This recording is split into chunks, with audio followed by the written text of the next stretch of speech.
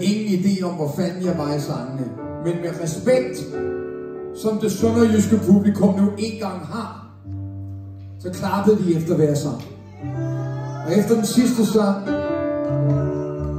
gik jeg bag bagtæppet. Så var mit omklædningsrum den aften. Der stod en stol. Og der sad jeg. Og så pludselig var der noget, der bankede på indeni, som sagde, der var en gang, dengang du startede, dengang du tog de første fodspor, dengang der var én tv-kanal i Danmark, og i 1978, du tilfældigvis stod på scenen foran det danske publikum. Og folk har ikke glemt og givet slip for det, du lavede dengang. Hvad nu? Hvad nu, hvis du bare gik ud på scenen og gav publikum den sang, de måske den aften var kommet for at høre, men ikke fik hørt? Hvad kunne der ske? En sang, du havde flygtet fra i næsten 35 år.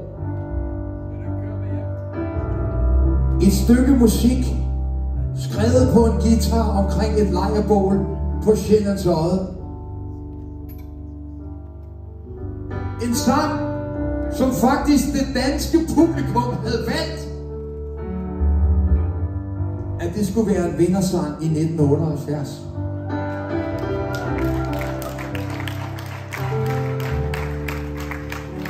Og selvom over de sidste 40 år, hver gang jeg har mødt Jørgen Olsen, han har sagt til mig, det var os, der skulle have vundet. Har jeg måttet kigge tilbage til Jørgen Olsen og sige, ja, men det gjorde I ikke. Det var mig, der vandt. Giv mig nu den ære. Du har allerede købt et hus i Hellerup for dengang du vandt. Jeg kører stadig i en dieselbil. Og gør København usikker.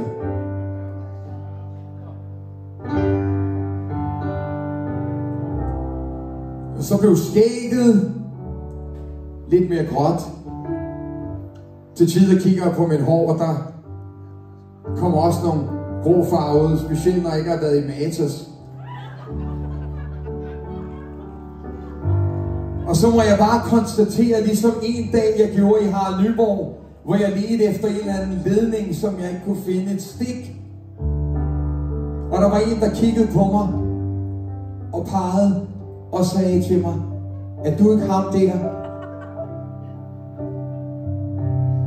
Og jeg tænkte, ham der? Jeg sagde, hvad mener du med ham der? Er du ikke ham der, som vandt Melodi Grand Prix i 1978? Og så tog jeg en dyb vejrtrækning og sagde, fuck yeah, det er mig, og det er jeg stolt af.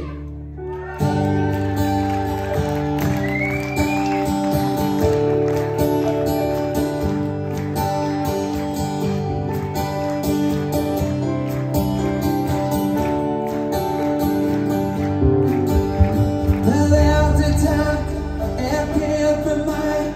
Jeg føler mig lidt fløj. Jeg tror